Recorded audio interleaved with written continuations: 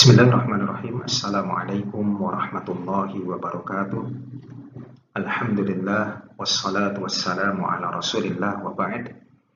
Para mahasiswa sekalian yang semoga dalam lindungan Allah Subhanahu wa taala, pada kesempatan kali ini topik pembahasan kita adalah iman kepada para nabi dan rasul. Al-imanu bil anbiya'i war rasul. Pertama, apa itu nabi dan apa itu rasul? Nabi secara etimologis berasal dari kata naba atau naba. Naba yanbu itu artinya meninggikan, sedangkan naba yanba'u itu artinya memberitakan. Nah, secara etimologis nabi itu adalah orang yang ditinggikan derajatnya oleh Allah Subhanahu wa taala dengan Allah memberinya berita, yaitu wahyu.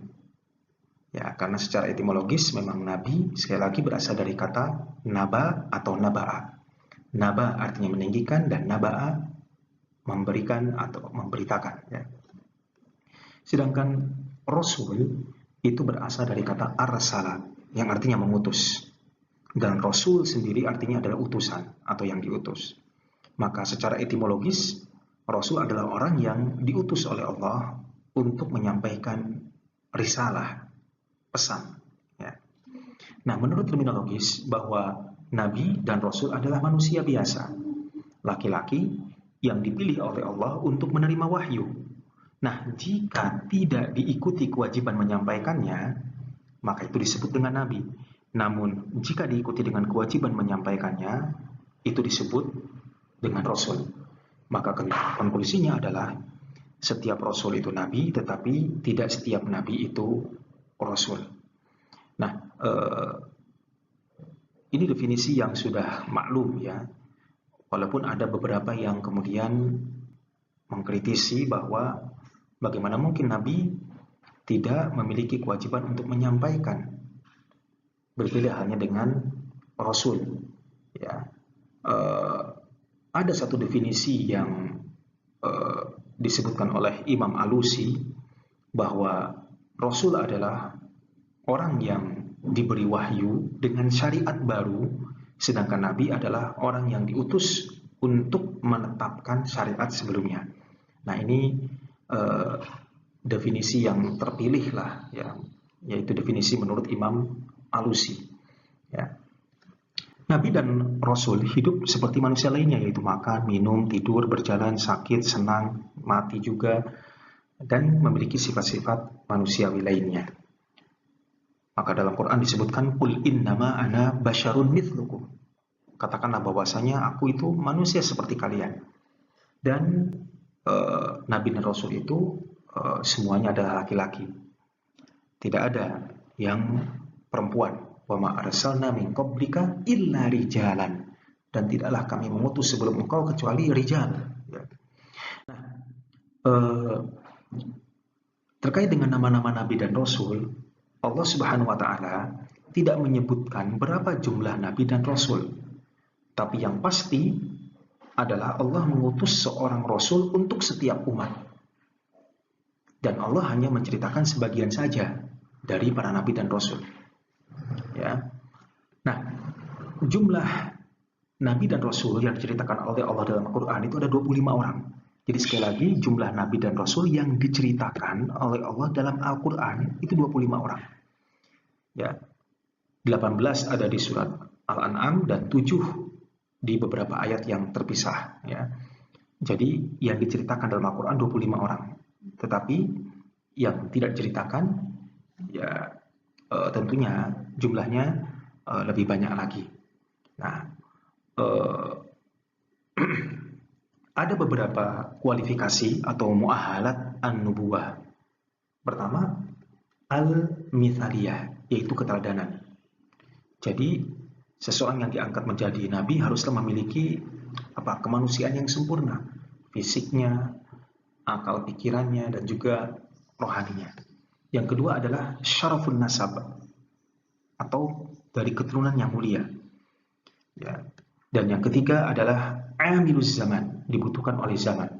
Jadi kehadirannya memang sangat dibutuhkan oleh masyarakat ya, untuk mengisi kekosongan rohani, memperbaiki kerusakan masyarakat, dan mengembalikan manusia pada kehidupan yang sesuai dengan fitrah. Terkait dengan sifat Nabi dan Rasul, ya ini sudah sangat maklum ya. Ada yang disebut dengan al-amanah, as-sidq ya, kemudian al-amanah, kemudian at-tabligh dan al-fatanah. As-sidq itu benar ya, kemudian al-amanah itu dipercaya, at-tabligh itu menyampaikan, dan fatanah itu cerdas ya. Nah, semua rasul itu memiliki tugas yang sama, yaitu untuk menegakkan kalimat tauhid la ilaha illallah, untuk mengajak manusia beribadah kepada Allah, menjauhi segala macam tauhid ya, dan menegakkan agama dalam seluruh sendi kehidupan. Nah, dalam menjalankan tugasnya, para rasul itu berfungsi sebagai mubasyir, pemberi kabar gembira, dan juga munzirin, sebagai pemberi peringatan. Nah, ketika para rasul ini diutus, maka untuk membuktikan kebenaran ajaran yang mereka bawa dan juga untuk menjawab tantangan dari para penantang, para rasul ini dilengkapi dengan yang disebut mukjizat, yaitu khawariqul ada, kejadian luar biasa yang terjadi atas izin Allah Subhanahu wa taala. Nah, mukjizat para rasul itu berbeda-beda. Ya. Sesuai dengan kecenderungan umat masing-masing atau situasi yang menghendaki. Misalnya Nabi Ibrahim itu tidak hangus dibakar di api yang menyala-nyala. Dalam Quran disebutkan ya naruku nibar dan wasalaman ala Ibrahim. Kemudian Nabi Musa, beliau membelah lautan dengan tongkat, ya, kemudian membentang jalan di tengahnya, dan sebelumnya tongkatnya menjadi ular besar yang melahap ular-ular tukang sihir suruhan Fir'aun. Kemudian ada Nabi Isa yang bisa menyembuhkan berbagai macam penyakit yang berat, dan ada Nabi kita Muhammad SAW, di samping memiliki mukjizat yang hissiyah, yang indrawi, seperti keluarnya air dari sela-sela jari-jarinya untuk keperluan para sahabat berwudu, ya, beliau juga memiliki mukjizat abadi yang terbesar, yaitu Al-Quran. Nah, kejadian luar biasa atau khariqul ada itu bisa juga terjadi pada orang-orang yang soleh, yang dekat dengan Allah, yang disebut dengan waliullah. Ya. Nah, kejadian luar biasa atau khawariqul ada jika terjadi pada Nabi dan Rasul, maka itu disebut dengan mukjizat, dan jika terjadi pada waliullah tidak disebut mukjizat, tetapi disebutnya dengan karomah. Nah, keduanya, baik mukjizat ataupun karomah, adalah pemberian dari Allah Subhanahu wa taala, maka tidak bisa dipelajari atau diusahakan atau diajarkan. Ya. Karena itu semua adalah anugerah dari Allah Subhanahu wa taala. Nah, di antara para rasul ada yang disebut dengan ulul azmi. Apa itu ulul azmi? Ulul azmi yaitu adalah rasul-rasul ulul azmi, itu maksudnya adalah para rasul yang paling banyak mendapat tantangan dan juga penderitaan, tetapi mereka tetap teguh, sabar, dan terus berjuang hingga mereka berhasil mengemban tugas yang dipikulkan oleh Allah Subhanahu wa taala. Nah, rasul-rasul yang digelari ulul azmi itu adalah Nabi kita Muhammad SAW, Nabi Nuh, Ibrahim, Musa, dan juga Isa. Nah, terkait dengan Nabi kita Muhammad SAW, maka pertama, Nabi Muhammad adalah Nabi dan Rasul terakhir. Wa makana Muhammadun aba ahadin min rijalikum walakin Rasulullah wa khatamun an-nabiyyin. Ya. Jadi tidaklah Muhammad itu ayah salah seorang dari kalian, akan tapi beliau adalah Rasul atau utusan Allah dan penutup para nabi.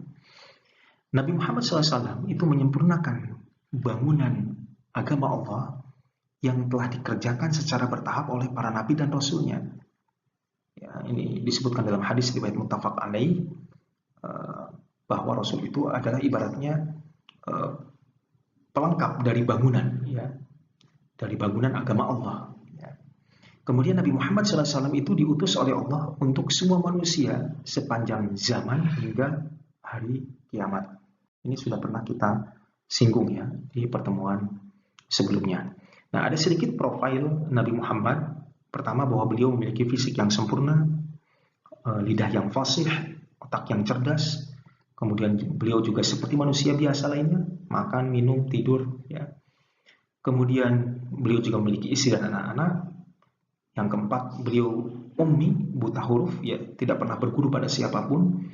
Kemudian dipelihara oleh Allah dari segala perbuatan yang tidak baik, ya, sehingga kehidupan beliau itu penuh dengan keteladanan. Kemudian berasal dari nasab, ya, keturunan yang terpandang, dan beliau berakhlak mulia.